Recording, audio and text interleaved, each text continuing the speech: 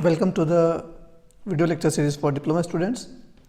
हम लोग ऐसी फंडामेंटल्स के बारे में चर्चा कर रहे हैं और जैसा कि हमने पिछले वीडियो में पढ़ा था, एक डीसी नेटवर्क का रिव्यू हमने किया था और डिफरेंट एसी वेव शेप्स किस टाइप से होती है, उनका नेचर कैसा होता है।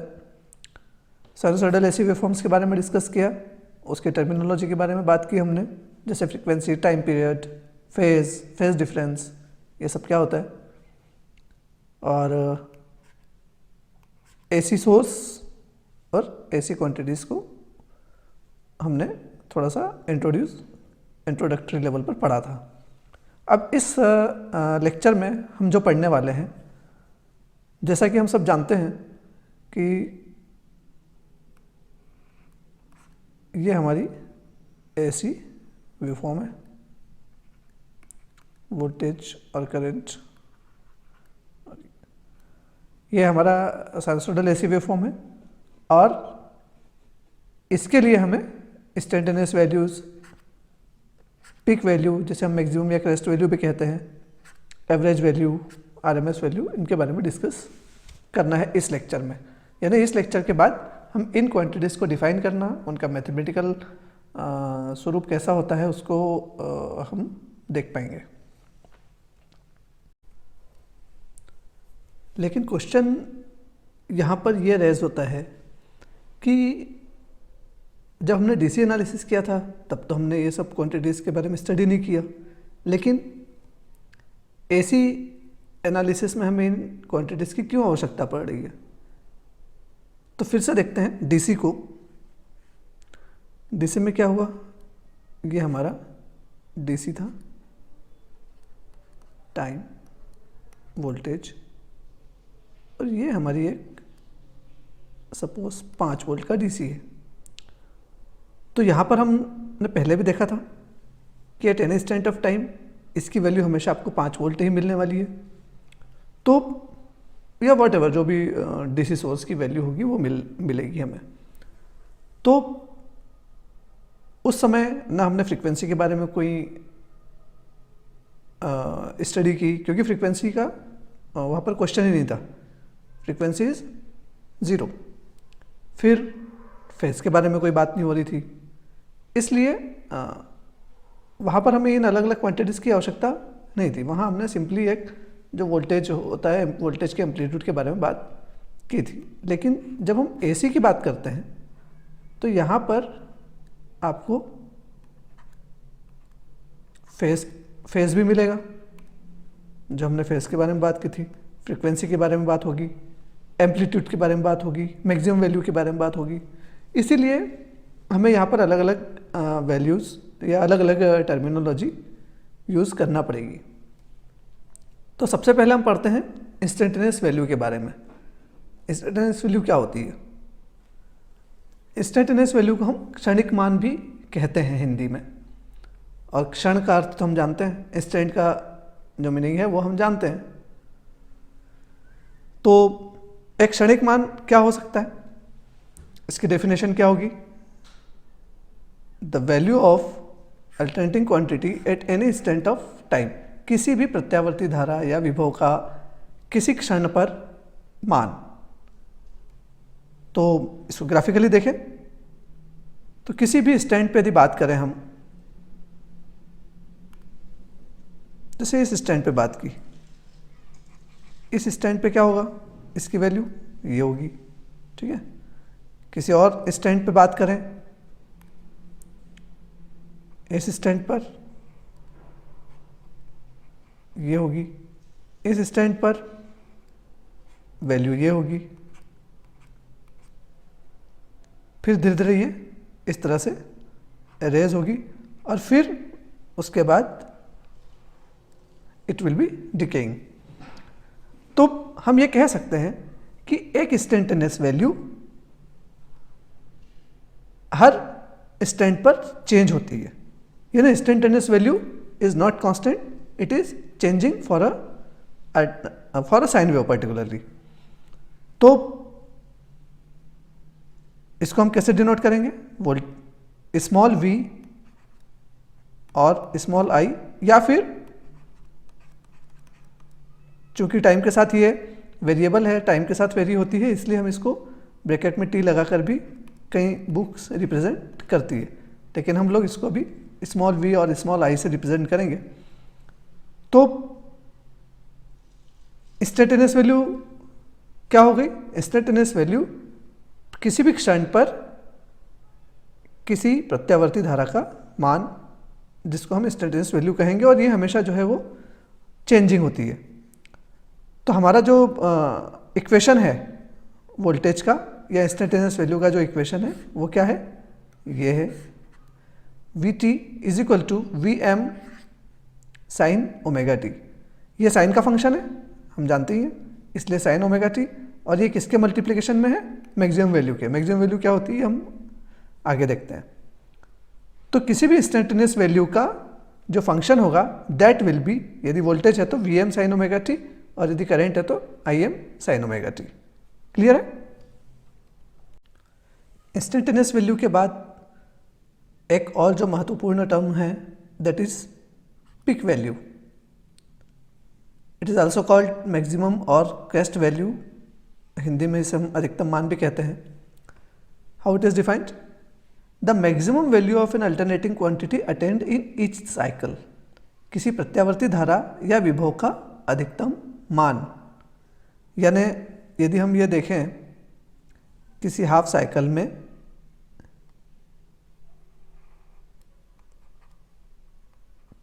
किस जगह पर ये मैक्सिमम वैल्यू को प्राप्त करता है, ये यदि ये वोल्टेज की वेवफॉर्म है तो 90 डिग्री पर ये जो वेवफॉर्म है हमारी अपनी मैक्सिमम वैल्यू को प्राप्त करेगी। It will get its maximum value at π/2। उसके बाद क्या होगा? उसके बाद ये कम होने लगती है। पहले पॉजिटिव धीरे धीरे बढ़ती है, 0 से लेकर 90 तक ये बढ़ना शुरू होती है, और 90 पर ये अपनी मैक्सिमम वैल्यू को अटेंड करती है। Then it reduces and at pi it is 0 again, and then it goes is negative direction, and at 3π/2 it will attain its maximum negative value minus Vm, और ये जो π/2 था यहाँ पर पॉजिटिव Vm। तो हमें जो है इस वेवफॉर्म से ग्राफिकली यदि हम इसे देखें तो इस तरह से देख सकते हैं कि कोई भी ऐसी वेवफॉर्म कि मैक्सिमम वैल्यू कैसे हम डिफाइन करेंगे। इसको रिप्रेजेंट करते हैं Vm और Vp। Sometimes it is also represented as Em और Ep इन सम बुक्स, तो डोंट बी कंफ्यूज्ड। Im यदि करंट है तो Im और Ip से भी रिप्रेजेंट करते हैं। यदि हम मैथमेटिकली देखें तो हमने ये इक्वेशन हमारी पढ़ी थी, V is equal to Vm sine omega T. ये हमारी इक्वेशन है। यहाँ पर Vm जैसे हमने प्रीवियस इंस्टेंटेनियस वैल्यू में देखा था, तो Vm क्या है यहाँ पर? Vm is the maximum value और पिक वैल्यू। तो मैक्सिमम वैल्यू से हमें क्या पता चलेगा? मैक्सिमम वैल्यू से हमें ये पता चलेगा कि जब हम कोई ऑपरेटर्स डिज़ाइन करेंगे, कोई इक्विपमेंट एसी पर बेस्ड जो हम यूज़ करने वाले हैं, तो उसको कितना मैक्सिमम वैल्यू का वोल्टेज या करंट की मैक्सिमम वैल्यू कितनी उसे बियर करना होगी, इसी के अनुसार हम कंडक्टर की डिज़ाइन या उस टूल की या उस इक्विपमेंट को डिज़ाइन करेंगे कि वो कितना मैक्सिमम वोल्टेज उसे बियर करना है हर एक साइकिल में या हर एक हाफ साइकिल में। इस लिहाज से ये जो है हमारा जो पिक वैल्यू है that is very important term for designing the tools. Now the another term is average value, इसे हम औसत मान भी कहते हैं। So how it is defined? Average value of AC current is equal to that DC current which transfers same charge across any point of circuit as is transferred by the AC current for the same time. Means AC current की average value उस DC current के बराबर होगी जो कि same charge transfer करेगा किसी एक पॉइंट से, हमारे सर्किट के किसी एक पॉइंट से यदि सेम अमाउंट ट्रांसफ़र करे तो वो हमारी एसी एवरेज वैल्यू कहलाती है एसी करंट की। यदि हम मैथमेटिकली इसे डिस्क्राइब करें तो average value of a cycle of a waveform is the area under the curve divided by the length of one cycle. Means यदि हमारी साइकिल है, ये हमारी एसी वेवफॉर्म है, तो एवरेज वैल्यू क्या होगी? Area under the curve divided by the period of one cycle. Means यदि हम किसी एक साइकिल की एवरेज वैल्यू की बात करें तो area under the curve divided by 2 पाई, क्योंकि 0 से 2 पाई है तो टोटल हमारा जो साइकिल है वो 2 पाई तक है। तो यदि फिजिकली भी हम देखें तो एक साइकिल की एवरेज वैल्यू क्या होगी? 0। क्योंकि यदि हम किसी भी क्वांटिटी का, जैसे हमने स्टैटिस्टिक्स में पढ़ा है, तो किसी कुछ सैंपल्स का यदि हम एवरेज वैल्यू निकालना चाहते हैं या मीन निकालना चाहते हैं तो नंबर ऑफ सैंपल्स या सैंपल्स की value divided by number of samples. तो यदि वोल्टेज की वेवफॉर्म है तो एक सैंपल हमने V1 लिया plus V2 plus V3 plus V4 plus Vn divided by n। तो चूंकि यहाँ पर एक साइकिल में पॉजिटिव और नेगेटिव वैल्यूज़ बराबर, जो नेगेटिव वैल्यूज़ भी हैं, और जो एरिया अंडर द कर्व है that is equal in both half cycles, positive half cycle और नेगेटिव हाफ साइकिल में, इस हाफ साइकिल में और इस हाफ साइकिल में एरिया अंडर द कर्व बराबर है। इसलिए यदि हम 0 से 2 पाई तक एवरेज वैल्यू निकालेंगे तो that will be equal to V average is equal to 0 for a complete cycle. तो इसीलिए हम जो है, खैर पहले ये देखते हैं कि एवरेज वैल्यू का फॉर्मूला क्या है, 1/t, और ये हमारा एरिया अंडर द कर्व है 0 to t fx dx। कोई भी फंक्शन हो सकता है ये fx, यानी फंक्शन ऑफ और वेव। तो और उसको इस तरह से देखें तो V average is equal to 1/2 pi 0 to 2 pi Vm sine omega T D omega T. ये हमारी साइन वेव के लिए एक एवरेज वैल्यू का फंक्शन होगा। लेकिन चूंकि एवरेज वैल्यू पूरी साइकिल के लिए 0 होती है, इसलिए यदि हमें फाइंड आउट करना है तो हम इसे फाइंड आउट करेंगे एक हाफ साइकिल के लिए। 1/पाई हाफ साइकिल का जो टाइम पीरियड होगा दैट विल बी 1/पाई 0 to pi Vm sine omega T D omega T. तो इसको सॉल्व करते हैं। V average is equal to Vm is constant, तो हम इसे बाहर ले लेंगे। 1/पाई 0 to पाई sine omega T D omega T, integration करें तो Vm/पाई minus cos omega T 0 to पाई। तो V एवरेज क्या आ जाएगा? माइनस Vm/पाई, माइनस को हमने बाहर लिया और इसको सॉल्व किया अपर लिमिट और लोअर लिमिट के साथ में, तो -1 एंड -1। जब हम कॉस ओमेगा टी के लिए पाई रखेंगे तो cos pi its value is -1 and minus lower limit तो कॉस 0, लोअर लिमिट -1। तो अल्टीमेटली हमारे पास क्या मिलेगा? ट्वाइस Vm/पाई। तो ये हमारी Vm की टर्म में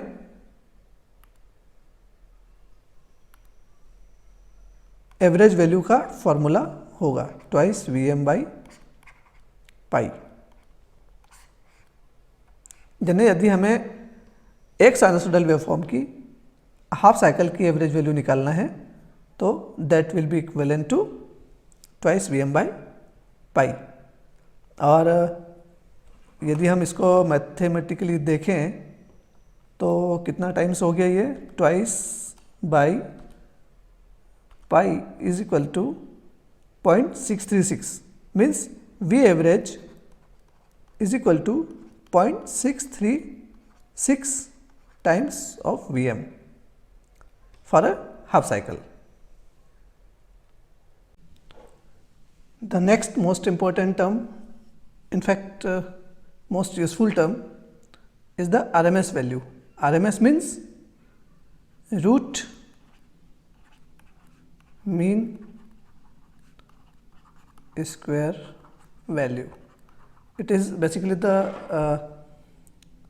abbreviation of root mean square value, वर्ग माध्य मूल मान. बहुत सारी चीज़ें इसके नाम से ही क्लियर हैं. तो पहले इसके डेफिनेशन देखते हैं. द RMS और effective value of a wave is defined as that DC value which when allowed to flow through a particular resistance for a certain time would produce the same heat as that produced by the AC. Means क्या, RMS value जो हमारी AC की RMS value है वो उस DC के equivalent होगी जो समान हीट प्रोड्यूस करे जब किसी पर्टिकुलर रेजिस्टेंस में से उसको हम उस करंट को फ्लो करवाएं तो सेम हीट प्रोड्यूस करे. तो basically it is a DC equivalent of AC value. तो यदि हम फिर से हमारी AC वेवफॉर्म को ड्रॉ करते हैं और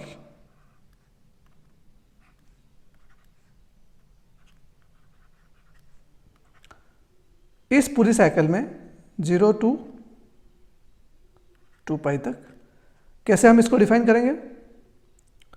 किसी भी क्वांटिटी की जो RMS वैल्यू है that will be VRMS is equal to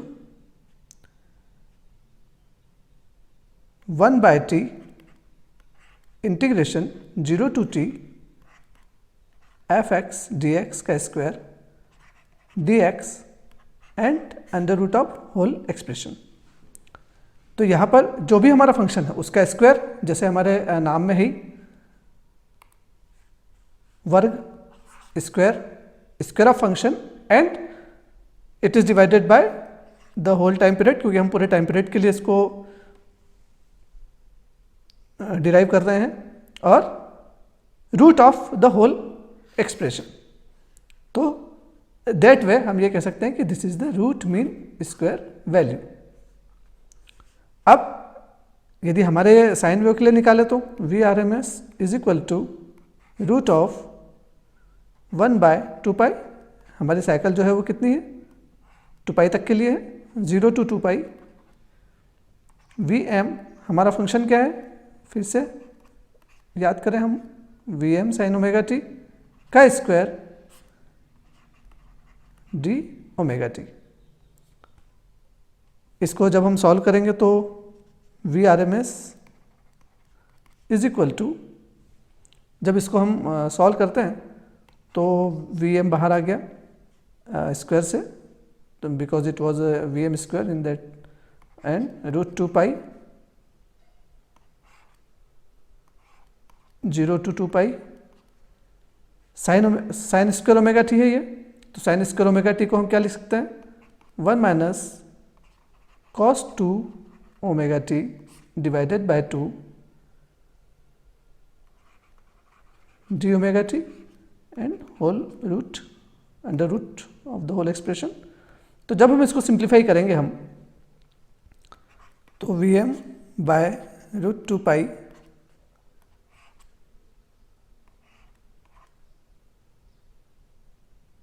zero to, इसको तो अब हम इंटीग्रेशन इसका कर देते हैं, तो हाफ ओमेगा टी माइनस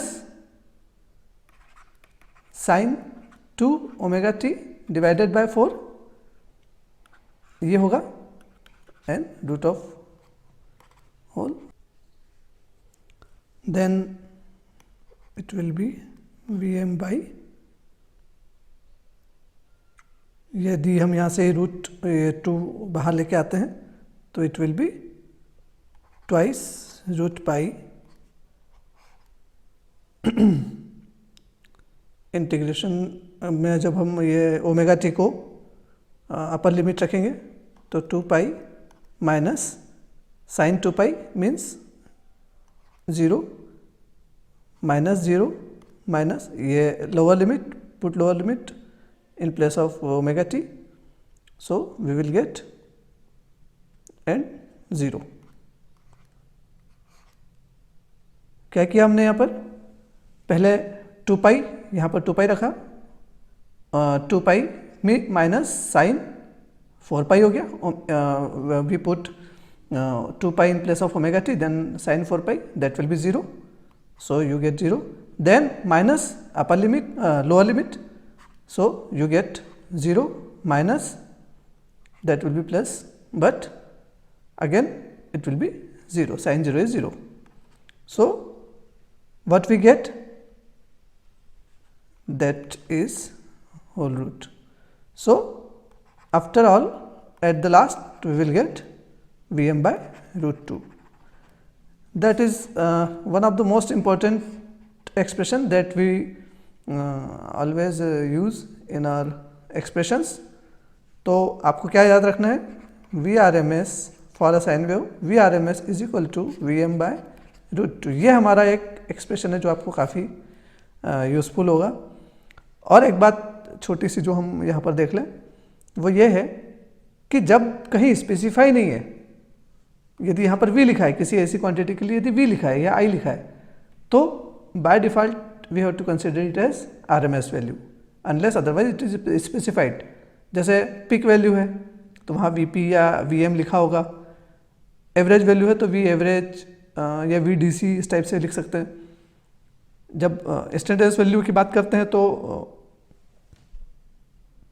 वो ये स्मॉल लेटर से हम उसे दिखाते हैं, या VT या IT के रूप में दिखाते हैं, जो हमने पहले देखा था। लेकिन RMS वैल्यू जो है वहाँ यदि कहीं स्पेसिफाई नहीं है तो you have to consider it as RMS value. और एक बात ये भी है कि जो हमारा जितने भी इलेक्ट्रिकल अप्लायंसेस हम देखेंगे, वहाँ यदि ऐसा लिखा है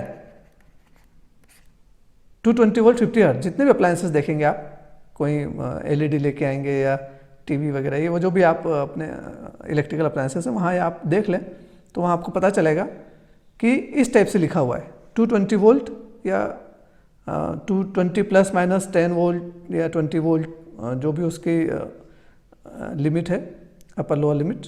पर इन जनरल ये एक्सप्रेशन लिखा होता है। तो 50 हर्ट्ज क्या है, इसकी फ्रिक्वेंसी है AC वेव की, जो ऑल ओवर इंडिया सेम है हमारे यहाँ, और 220 volt is the RMS value, this is the RMS value.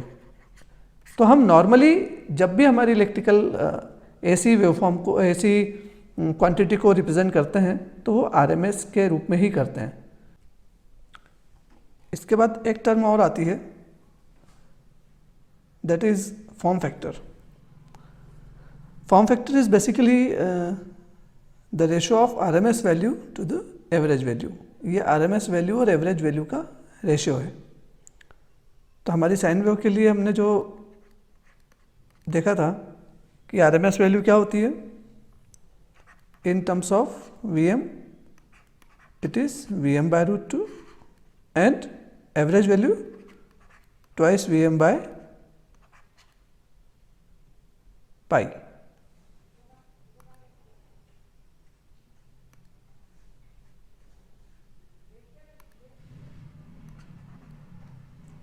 जब हम इसे सिंप्लीफाई करेंगे तो we will get pi by 2 root 2 means 1.11, यानी एक साइन वेव का जो फॉर्म फैक्टर होता है वो 1.11 होता है। दूसरा होता है पिक फैक्टर, इसे हम क्रेस्ट फैक्टर भी कहते हैं। तो peak value, it is the ratio of peak value to the RMS value. Once again, Kp is equal to peak value means Vm, and that is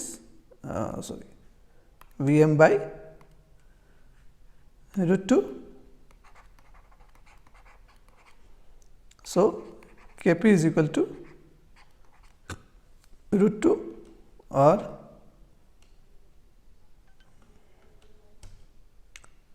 इसकी वैल्यू होगी 1.41। तो pick factor की value sine wave के लिए 1.41 होती है। ये जो पिक फैक्टर और फॉर्म फैक्टर है, ये बेसिकली वेव शेप का, जैसे पिक फैक्टर है, पिक फैक्टर हमें ये बताएगा कि वेव शेप कितनी पिन पॉइंटेड है। तो ये जो फॉर्म फैक्टर और पिक फैक्टर्स हैं, ये वेव शेप के शेप को, किसी वेवफॉर्म के शेप को रिप्रेजेंट करते हैं। चलिए अब इन पर बेस्ड कुछ न्यूमेरिकल्स देखते हैं। तो पहले देखते हैं, first question is an AC power supply has the peak value of 320 volt with frequency of 50 hertz. Calculate instantaneous value at 5 millisecond, 10 millisecond, 15 millisecond and 20 milliseconds. तो हमें क्या दिया है, व्हाट इज गिवन, कि एक एसी पावर सप्लाई है जिसकी pick value 320 volt है विथ फ्रीक्वेंसी ऑफ 50 हर्ट्ज। तो उसके लिए हमें क्षणिक मान, इंस्टेंटेनियस वैल्यू यानी क्षणिक मान निकालना है 5 मिलीसेकंड पे, 10 मिलीसेकंड पे, 15 मिलीसेकंड पे या 20 मिलीसेकंड पर। तो इसे देखते हैं।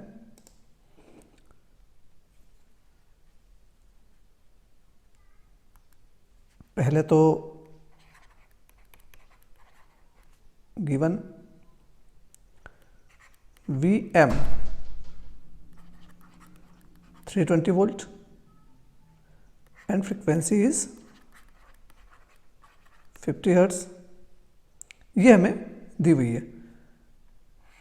इसको रिप्रेजेंट करें यदि हम किसी यहाँ पर, तो ये दिया हुआ है हमें Vm, ये वाली क्वांटिटी दी है, दैट इज 320 वोल्ट। अब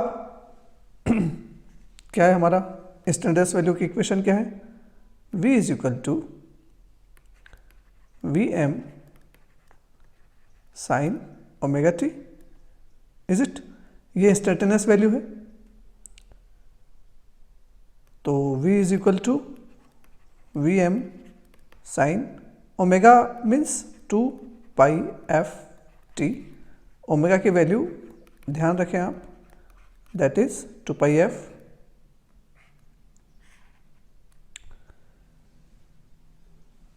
तो क्या हो गया हमारा instantaneous value, V is equal to Vm की वैल्यू गिवन है हमें 320 volt sine 2 pi into 50 into t. अब देखें इसे, 8 t is equal to 5 milli second, t की वैल्यू 5 मिली सेकेंड है। यहाँ पर देखिए आप 5 मिली सेकेंड पर हमें निकालना है, तो put t is equal to 5 milli second, then you will get 320 into sine 2 pi into 50 into 0.005, 320। ये हो गया हमारा, कितना हो गया, that is pi by 2, 320 sine pi by 2, ये 100 और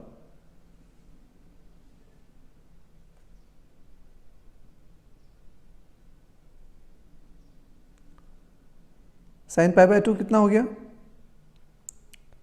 मीन्स साइन पाई बाय 2 है ना 1, तो V is equal to 320 volt. अब देखें इसे हम,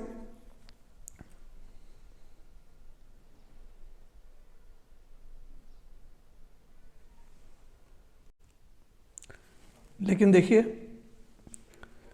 ये हमारी जो है पिक वैल्यू के बराबर आ गई है। ये जो वैल्यू है that is equivalent to peak value of our sine wave, यानी 320 वोल्ट जो दिया हुआ था। ऐसा कैसे हो गया, यानी ये जो हमारी साइन वेव है 0 पाई बाय 2 पर पीक होती है, फिर पाई पर 0 होती है, तो π/2 एंगल पर ये वैल्यू पीक होती है, यानी इसका ये मतलब हो गया कि 5 मिलीसेकंड पर हमारी जो इंस्टेंटेनियस वैल्यू होगी वो अपनी मैक्सिमम वैल्यू को अटेन करेगी। अब इसको एक और उससे भी देखें आप थोड़ा सा। अच्छा चले शुरू पहले इसको देखते हैं।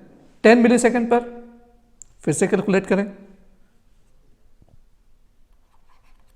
एट 10 मिलीसेकंड क्या होगा ये? यदि आप यहाँ पर वैल्यू रखेंगे तो you will get 320 sine 2 pi into 50 into 0.01, ये हो गया। तो मीन्स क्या, ये हो गया 320 into sine pi means 320 into 0। तो v is equal to 0 means at 10 millisecond ये वैल्यू हमको 0 मिलेगी। यानी ये वाला जो एंगल हो गया ये 10 मिलीसेकंड हो गया। इसी तरह से आप आगे के भी कैलकुलेट करें, 20 मिलीसेकंड, 15 मिलीसेकंड और 20 मिलीसेकंड्स। तो नेचुरली भी जब हम देखें कि रेडियन और मिलीसेकंड के बीच में यदि हम इस एंगल और यानी फ्रीक्वेंसी और मिलीसेकंड के बीच में रिलेशन देखें यदि हम, तो क्या होगा, that is f is equal to 1/t और t is equal to 1/f। तो एक टाइम पीरियड कितने समय का हो गया, 1/50 यानी 20 मिलीसेकंड। तो जो हमारा टाइम पीरियड है यदि हम उसको रेडियन के बजाय टाइम के रूप में देखें तो एक हमारा जो साइकिल है that will be completed in 20 millisecond. तो 20 मिलीसेकंड यानी 0 पर कितना होगा, उसकी वैल्यू क्या होना चाहिए, एट 0 टाइम 0। 5 मिलीसेकंड मतलब π/2 दैट इज इक्वल टू π/2 और उस पर कितनी होना चाहिए, पिक वैल्यू को अटेंड करना चाहिए। 10 millisecond means it is equal to pi, तो वहाँ पर फिर से 0 साइन वेव में आप देख सकते हैं ये। फिर 15 मिलीसेकंड पे नेगेटिव पिक और 20 मिलीसेकंड पर अगेन 0। ये 20 मिलीसेकंड हो गया हमारा, ये हो गया 0, ये हो गया 10 मिलीसेकंड, 5 मिलीसेकंड, ये 10 मिलीसेकंड, ये 15 मिलीसेकंड और ये 20 मिलीसेकंड। तो इस तरह से यही हमारा न्यूमेरिकल में भी दिया हुआ था कि अलग अलग टाइम पर क्या इंस्टेंटेनियस वैल्यू होगी। तो इस रिलेशनशिप को हम याद रखें कि जो फ्रीक्वेंसी है that is inversely proportional to its time period. तो यदि हम समराइज करें इस लेक्चर को, तो हमने एसी वेवफॉर्म की इंस्टेंटेनियस वैल्यू को स्टडी किया, मैथमेटिकली कैसे रिप्रेजेंट करते हैं ये देखा, पिक वैल्यू क्या होती है, एवरेज वैल्यू क्या होती है, आरएमएस वैल्यू क्या होती है, फॉर्म फैक्टर, पिक फैक्टर और इन सब के मैथमेटिकल एक्सप्रेशंस के बारे में हमने स्टडी किया। इस पर बेस्ड कुछ असाइनमेंट क्वेश्चंस जो आप कर सकते हैं। तो ये असेसमेंट हो जाएगा आपका, describe instantaneous value, peak value and RMS value of sinusoidal waveform and their significance. Second, what is the form factor and peak factor, इनको डिफाइन करें आप फॉर्म फैक्टर और पिक फैक्टर को। और एक न्यूमेरिकल क्वेश्चन छोटा सा आप सॉल्व करें। एक 220 वोल्ट 50 हर्ट्ज सोर्स है जो कि किसी लोड से कनेक्टेड है। तो इसमें हमें पिक वैल्यू पता करनी है और इंस्टेंटेनियस वैल्यू 30 मिलीसेकंड के लिए 30 मिलीसेकंड इंस्टेंट पे पता करनी है। ये ध्यान देने वाली बात है कि यहाँ पर 220 वोल्ट क्या दिया हुआ है, इज इट इंस्टेंटेनियस वैल्यू और इज इट पिक वैल्यू और इज इट एवरेज वैल्यू और आरएमएस वैल्यू। तो जैसे आप लेक्चर में देखें, मैंने कहा था जब तक स्पेसिफाई ना हो तब तक आप उसे आरएमएस वैल्यू ही माने। तो that is 220 volt should be considered as RMS value. ये कुछ रेफरेंस बुक्स है जो पहले लेक्चर में भी हमने देखी थी।